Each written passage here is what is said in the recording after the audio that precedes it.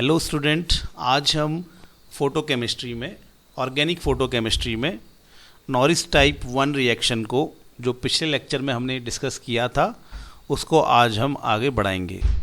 ठीक है, ये हम ऑर्गेनिक फोटोकेमिस्ट्री पढ़ रहे हैं और ये हमारे एमएससी के विद्यार्थियों के लिए और नेट की तैयारी करने वाले, सेट की तैयारी करने वाले विद्यार्थियों के लिए बहुत इम्पॉर्टेंट रिएक्शन है।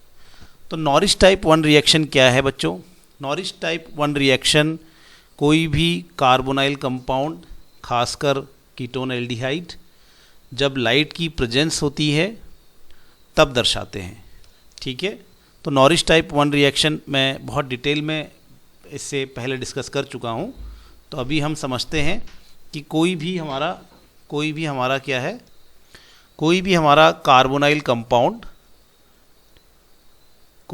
कार्बोनाइल कंपाउंड होगा और हमें लाइट दे रखी होगी, तो ऐसी कंडीशन में हमें अल्फ़ा क्लीवेज करना है। इस बॉन्ड को हम अल्फ़ा बॉन्ड कहते हैं, इसके बाद वाला बॉन्ड बीटा बॉन्ड और इसके बाद वाला बॉन्ड गामा बॉन्ड कहलाता है।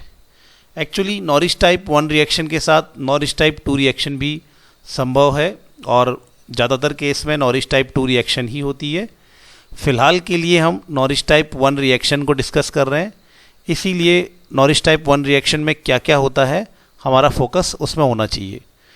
तो जब हम किसी एल्डिहाइड या कीटोन पे लाइट डालते हैं, ठीक है, तो फिर ऐसी सिचुएशन में, ऐसी परिस्थिति में अल्फ़ा बॉन्ड का क्लीवेज हो जाता है। ये जो अल्फ़ा बॉन्ड है, ये अल्फ़ा बॉन्ड टूट जाता है और इस अल्फ़ा बॉन्ड के टूटने से एक इलेक्ट्रॉन इस कार्बन पे चला जाता है और बॉन्ड का दूसरा इलेक्ट्रॉन दूसरे कार्बन में चला जाता है और इस प्रकार से हमें दो रेडिकल यहाँ मिलते हैं।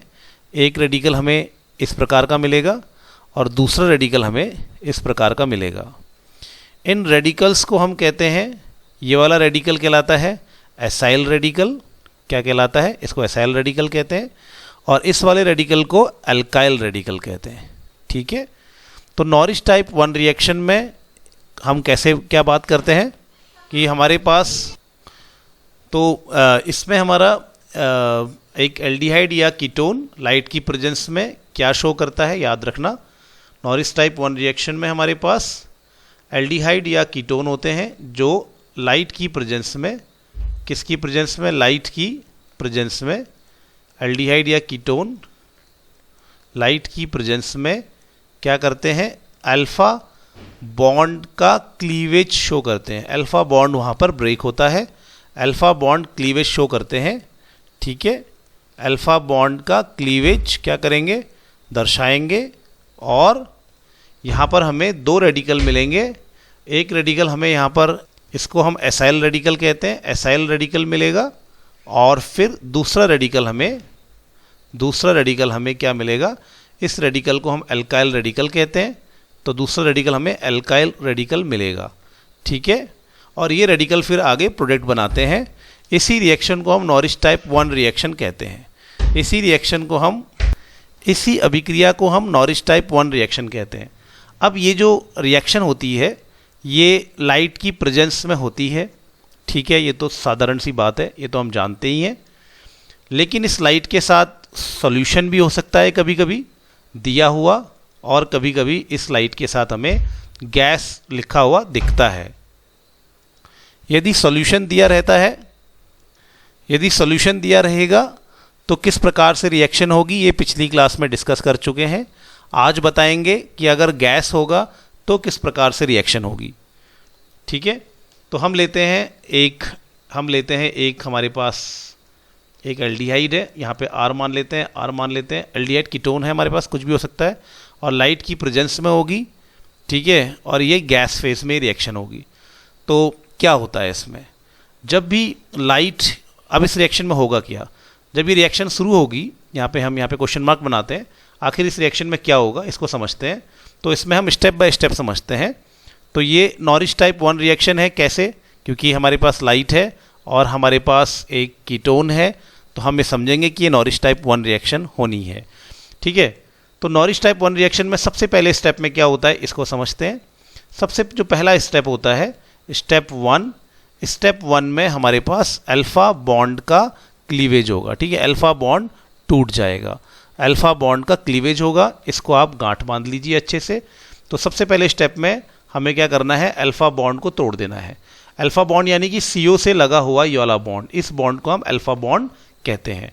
तो ये जो हमारा अल्फा बॉन्ड है, ये हमारा अल्फा बॉन्ड ब्रेक हो जाएगा, ठीक है। इसका एक इलेक्ट्रॉन इस कार्बन के पास चला जाएगा, दूसरा इलेक्ट्रॉन इस कार्बन के पास चला जाएगा, और अल्फा बॉन्ड का क्लीवेज होने की वजह से हमें क्या मिलेंगे, अल्फा बॉन्ड का क्लीवेज होने की वजह से हमें इस तरीके से एसाइल रेडिकल और फिर एल्काइल रेडिकल मिलेगा।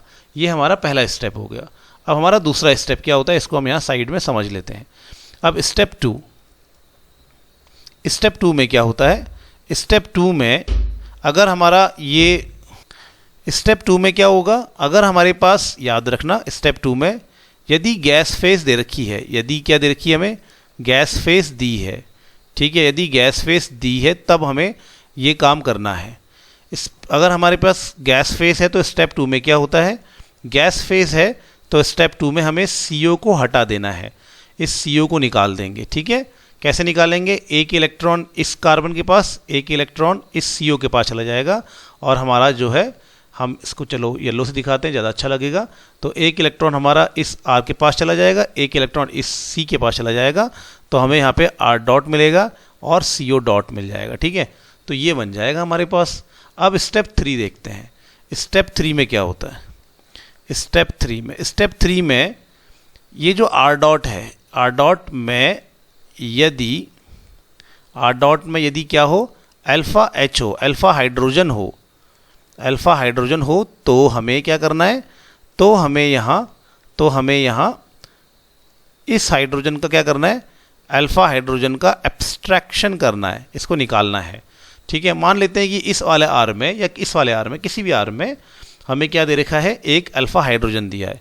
मान लेते हैं कि ये इस R का कोई कार्बन है डॉट, इसके साथ में हमारे पास ये इस तरह से, मान लेते हैं कि ये R डॉट ऐसा है, सीधी बात है, ऐसा समझ लेते हैं।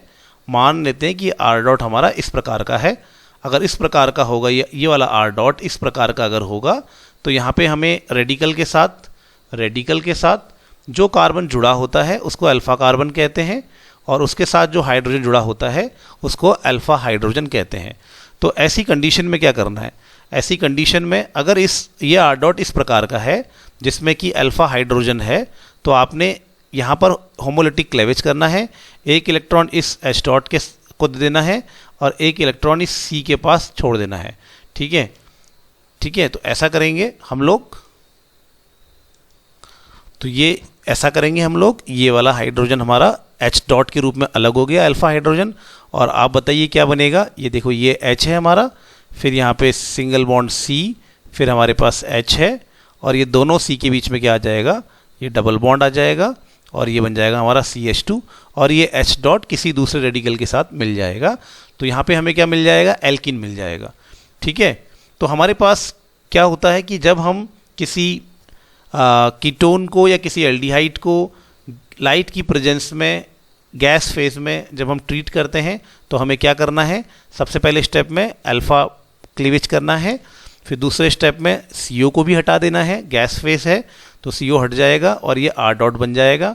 और तीसरे स्टेप में अगर ये R डॉट में अल्फा हाइड्रोजन है जैसा इसमें दिख रहा है हमें, तो H डॉट को हटा देंगे और हमारे H डॉट अलग हो जाएगा, और ये होमोलिटिक क्लेवेज जब होगा, इस कार्बन पे जो डॉट आएगा यानी कि इलेक्ट्रॉन आएगा, वो इस डॉट के साथ मिलकर एल्कीन का फॉर्मेशन करेगा। और एक और स्टेप हो सकता है, स्टेप 4। स्टेप 4 में हम ये दिखाते हैं, मान लो कि अल्फा हाइड्रोजन है ही नहीं, मान लेते हैं अल्फा हाइड्रोजन है ही नहीं, तो ऐसे में ये जो R डॉट पहले वाले स्टेप में बना है, ये देखो ये वाला R डॉट, और ये जो R डॉट हमारे दूसरे स्टेप में बना है, ये दोनों R डॉट आपस में जुड़ जाएंगे, और आपस में जुड़ने की वजह से बन जाएगा R सिंगल बॉन्ड R, यानी कि यहाँ पे हमें एल्केन मिल जाएगा, ठीक है। तो चलिए ये हमारी रिएक्शन हो गई। इसमें एक सिंपल सा एग्जाम्पल समझते हैं और फिर दूसरे एग्जाम्पल हम अगले वीडियो में समझेंगे। मान लेते हैं कि हमारे पास ये एक कीटोन है, ठीक है, ये एक हमारे पास कीटोन है, इस कीटोन को हम लाइट दे रहे हैं और गैस फेज में, और क्या प्रोडक्ट बनेगा ये हमसे पूछा गया है, ठीक है। तो इसका आंसर हम देखते हैं। तो इसमें करना क्या है, सबसे पहले ये कीटोन हो गया, लाइट हो गई, ब्लाइंडली आपने सोचना है नॉरिस टाइप 1 रिएक्शन होगी। अब नॉरिस टाइप 1 रिएक्शन में हम क्या करेंगे सबसे पहले स्टेप में, क्या करते हैं, स्टेप 1 में क्या करते हैं, मैं सीधे से लिख रहा हूँ। स्टेप 1 में हमने क्या करना है, स्टेप 1 में हमें अल्फ़ा क्लीवेज करना है। ठीक है, तो क्या करेंगे हम, अल्फ़ा क्लीवेज। और अल्फ़ा क्लीवेज करने के लिए हम क्या करते हैं, यहाँ पर एक इलेक्ट्रॉन इस कार्बन के पास, एक इलेक्ट्रॉन इस कार्बन के पास, चाहे यहाँ करो अल्फ़ा क्लीवेज, चाहे यहाँ करो, एक ही चीज़ है, दोनों तरफ सेम चीज़ है, तो कोई फ़र्क नहीं पड़ता। तो हमने दोनों तरफ में से कहीं भी अल्फ़ा क्लीवेज कर लेना है। तो हमारे पास यहाँ पर इस प्रकार से ये हमारे पास एक एसाइल रेडिकल बन जाएगा, और ये हमारे पास एक बन जाएगा इस तरह से टर्शरी अल्काइल रेडिकल, ऐसे बन गया। ठीक है, अब हमें क्या करना है, अब हमें दूसरा स्टेप है, तो इसको तो हम रख के रखेंगे, इसको अभी हमें कुछ नहीं छेड़ना, इसको हम आगे के लिए रख लेते हैं। ठीक है, अब ये वाला जो एसाइल रेडिकल है इसमें रिएक्शन होगी, तो अब आगे क्या होगा, हम जानते हैं CO भी निकल जाएगा, CO निकल जाएगा। ठीक है, क्योंकि गैस फेस है तो CO निकल जाएगा। ठीक है, गैस फेस में क्या होता है, CO निकल जाता है, तो गैस फेस दे रखी है ना, तो इसलिए हमें CO भी निकाल देना है।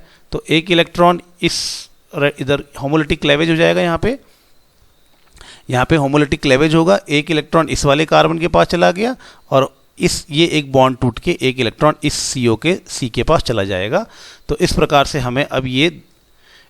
से हमें फिर से एक और बार क्या मिल जाएगा, ये हमें टर्शरी रेडिकल मिल जाएगा। तो एक टर्शरी रेडिकल ये मिलेगा, एक टर्शरी रेडिकल हमारे पास ये था, और हमारा CO बाहर हो गया। अब क्या होता है, अब अगर हमारे पास बच्चों इसमें अल्फ़ा हाइड्रोजन है, तो हमें अल्फ़ा हाइड्रोजन का एब्स्ट्रैक्शन करना होता है, जिसको कि मैं कहीं साइड में दिखा देता हूँ आपको।